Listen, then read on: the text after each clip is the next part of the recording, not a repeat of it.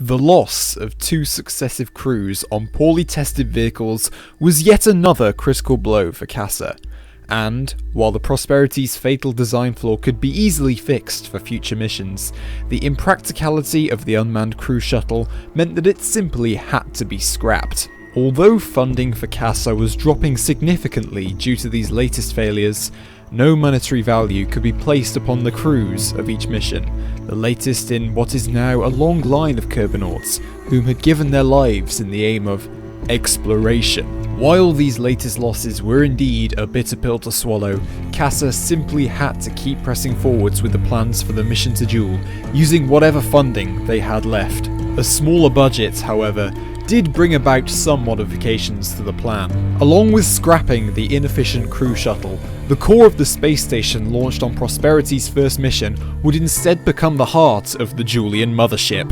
As with the original plan for the station, modules would arrive and be berthed to the ship, with crew modules being launched on a rebuilt Prosperity and propulsion being sent via multiple launches aboard Athena boosters. The completed ship would then remain harboured in low Kerbin orbit until the launch window for Jool came, at which time it would break free from Kerbin's gravity and slip silently into the inky black unknown en route to its target. A change of plan, naturally, warrants a change of name. This process was no longer segregated into testing and executing arms, but instead finally united into achieving an almost impossible goal. In order for the mission to be a success, a severe amount of luck was to be needed. As a result, the mission became known as Operation Shamrock Dawn.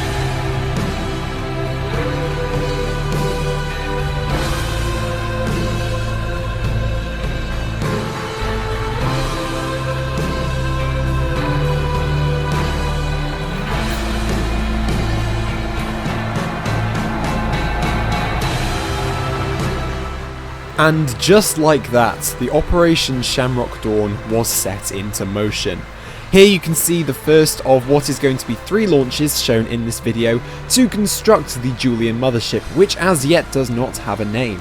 As you can see here, it is the rebuilt Dynawing Prosperity that we saw in the last episode, which tragically broke up due to aerodynamic forces acting upon it too strongly, shall we say, in the first instance, and once returning from its mission.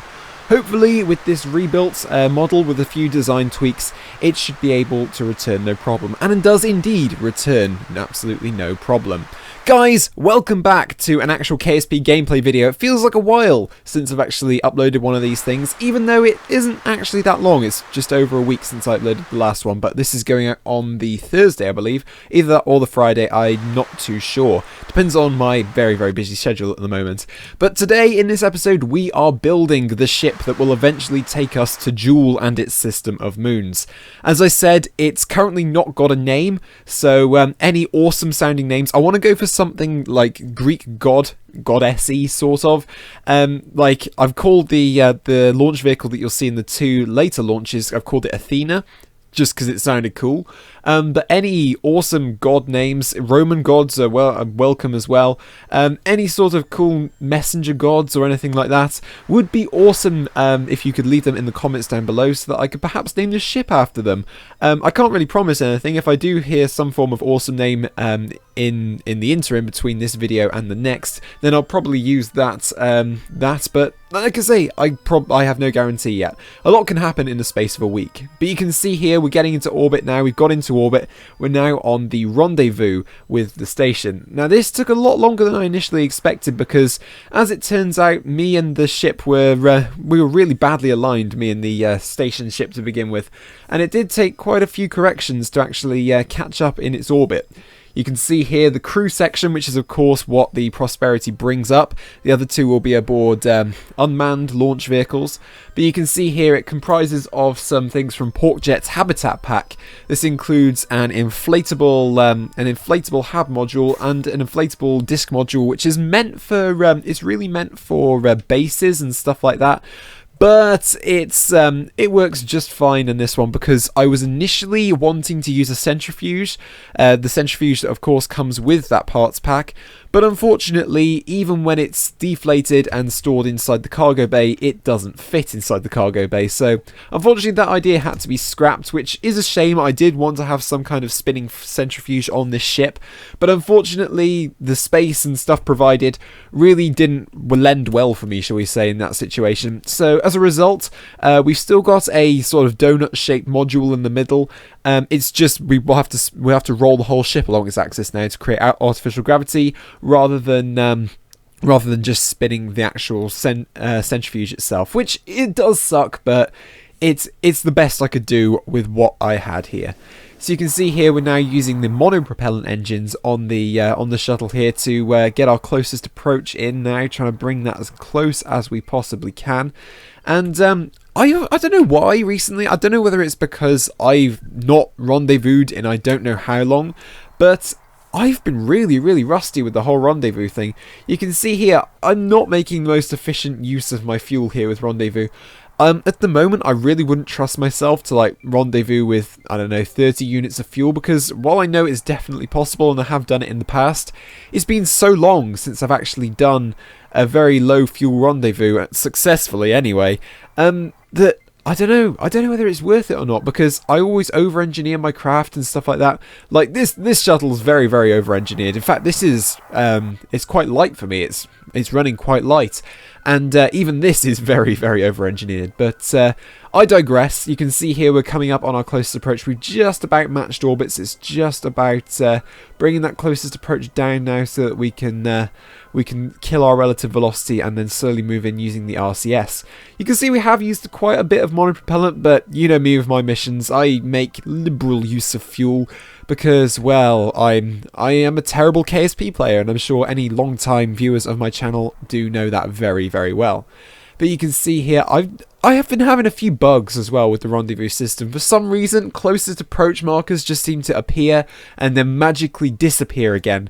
It's not through changing my orbit. Time acceleration seems to have something to do with it. I'm not sure if it's a bug or if it's just the orbit's been calculated differently because of being on rails versus real-time physics. It's probably one of those silly sorts of bugs that are buried deep within the game that may not ever get fixed. But I digress once again. You can see here we're coming in on the main station now. We're moving in using the RCS. One thing I found with this stock shuttle here is the RCS, especially in terms of vertical translation, it's a little bit uneven. Like the force to actually come down, translate downwards rather than upwards, is much stronger than the force to go upwards, and as a result it can make for some entertaining dockings. But thankfully we don't see that on this occasion because, well, we managed to guide this in just fine. You can see we're about 40 or so meters away. I'm not too sure, I can't read that on my preview. But you can see here we're going to undock and then realise, of course, the damn thing had no RCS left in it. That's the module, obviously. It had no RCS because the shuttle had used it all. So we had to try and redock this thing in the cargo bay, which is easy enough. As you can see me here, just adjusting ever so slightly to get it in. And you can see here, we'll just about get it in about now. And then of course we have to translate some RCS across using the old fuel transfer technique, using Alt and right click to bring up those menus on multiple different fuel tanks there, and transfer some of the RCS across, just so we can bridge the 50 or so meter gap from shuttle to docking port basically. What's going to happen here, this is going to make up sort of the rear of the ship. The main module that's up there at the moment sort of makes up the other half in the middle. It makes the aft section of not the aft, sorry. No, what am I talking about? It's not the aft section of the ship. It'll be like the bow of the ship, and then this will follow slightly behind it with the lander docked on the very front. You'll see the launch of the lander in but a moment. But you can see here, this is coming in behind this module. What this is going to comprise of is obviously the habitation and the science module, which is already there. We've got the main habitation module and gravity module, to which we will attach like some small satellites that can probe Jool's other moons. in the start of the next episode.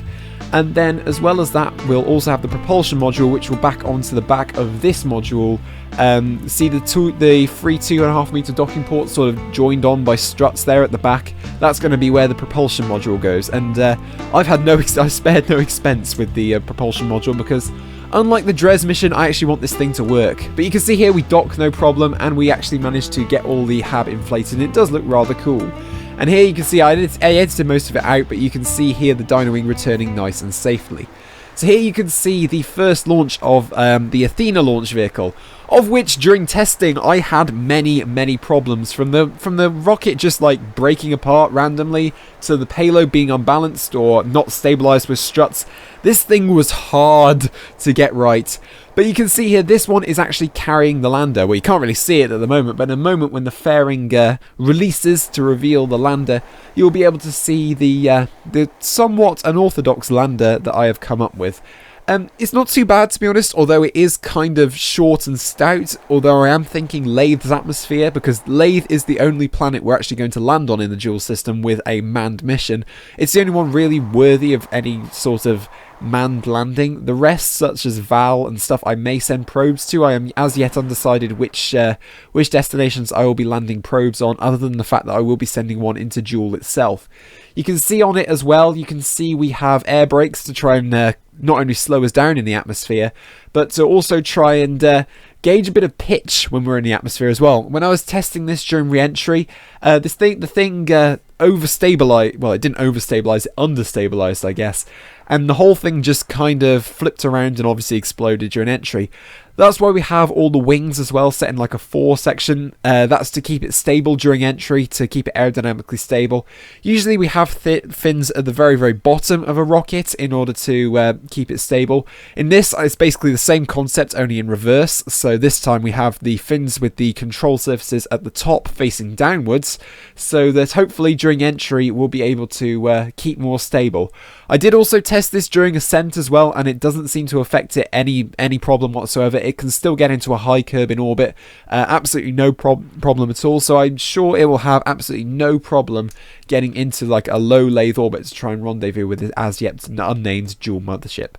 So you can see here, our closest approach was a lot better this time, but this Athena booster, while I have got most of the issues sorted out now, I think, for the most part, it took around about like 6 hours to get the whole thing sort of stable and working, and another 3 with the subsequent launch, of which I have a blooper reel, which I may release as a separate video if I get the time, basically, to make it into a separate video, because it is quite funny listening to just me cursing this rocket as it goes spinning round laterally in circles through no apparent reason, and seeing the craft like pop through the fairing because I've forgotten to strut it down and what have you. But you can see here we're getting close now. We're just killing our relative velocity with this upper stage as much as we possibly can before we decouple right there. And we begin to move in using the RCS. I should mention that in the next episode, guys, we are going to just finish off putting the finishing touches to this ship. We're going to, of course, add those satellites that I talked about earlier, which are going to both be satellites and also become landers for some bodies, such as Val, I'm considering, and also, obviously, Jool, as I did say. We're also going to send up a mission just to refuel this whole thing to make sure that it's full to the brim of monopropellant and liquid fuel ready for the journey, because I don't want to have to send forth for more fuel like I did in that disastrous Dres mission I did a month or 2 ago, because oh my god, that was terrible, absolutely terrible. And so as a result, I really don't want anything to go wrong on this one. This is a very ambitious mission, so I'm trying to plan for every eventuality. It does eventually lead to over-engineering though, but I over-engineer everything anyway. So you can see here we finally got in front of the station here. We're just station keeping near it. As I said, this is the lander, so this is going to go on the front section of the ship with that 1.25 meter docking port. This is the only one that actually has a command module as well. It's not really built for a return entry into Kerbin. any of this lander, what I'm planning to do is get back into Kerbin orbit and then send up a craft that has a capsule or like multiple capsules or multiple craft that have the ability to bring Kerbals home safely without them burning up in the atmosphere, because at the moment this is the only atmospheric rated section of the ship, should we say. And it's only a one-time use thing, bearing in mind most of it will be gone by the time we get into Jool orbit. It's literally going to be the very, very most upper section of the whole thing.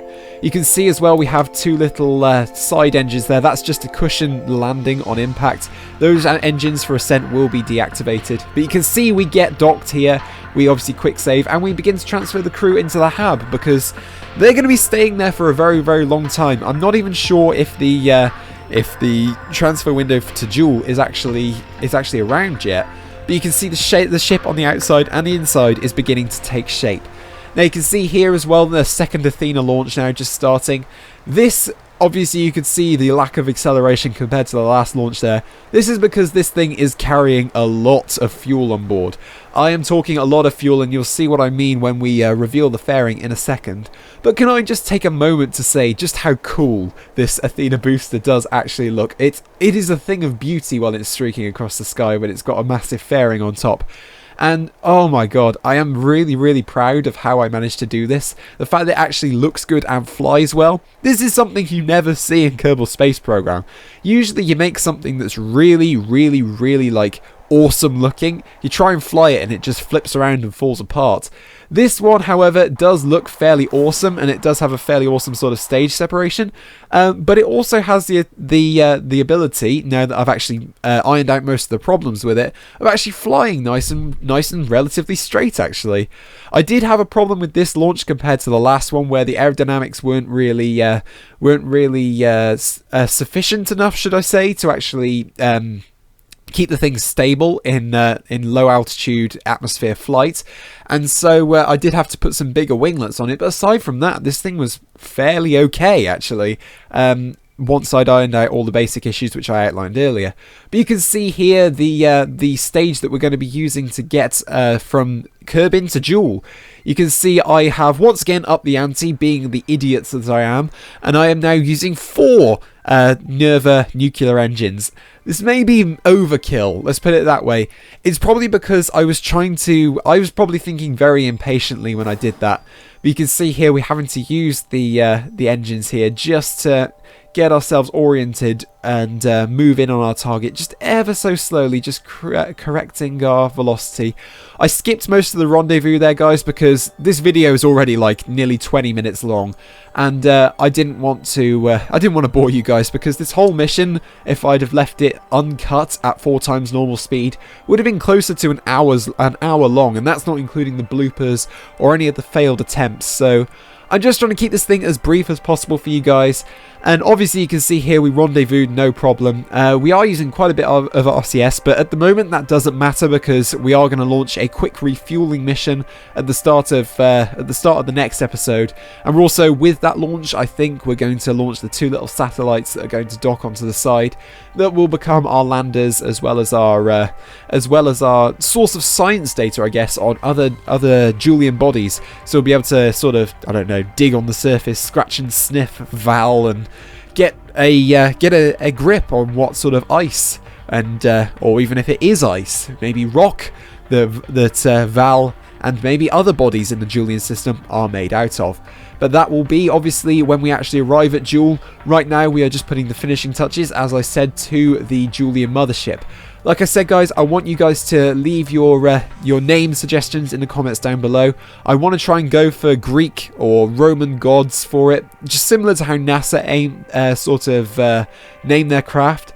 You can see here, though, we did have a little bit of difficulty docking the actual transfer stage itself. You can see we have a lot of fuel here. I have a lot of fuel. And looking at this preview back, actually, I think I may have forgotten to include fuel lines on those 2 radial embedded tanks there. So that's going to be interesting, transferring the fuel manually there. You can see for whatever reason, I couldn't get myself aligned here. Aside from the habitat pack, this is a completely stock save, aside from obviously the camera tools that I use. And so as a result, I don't have the docking alignment indicator by Navy Fish, which makes things so much easier when you're docking. Seriously, if you haven't actually tried it out yet, I seriously recommend doing it, especially if you're a first timer at docking. Simply watch the tutorial on YouTube and it makes it so much easier to actually dock and stuff. Instead, I'm letting the magnetism pull me in, and with that, the as yet unnamed Joolian mothership is complete in around 150 kilometer orbit around Kerbin. We extend the solar panels, but that pretty much concludes this episode, guys. Remember to like and subscribe for more. I will try and get a KSP news episode out this weekend, but I can't actually promise anything. And I will try to get the next episode of Operation Shamrock Dawn out next week. But until then, guys, my name is Bradders, and as always, peace out.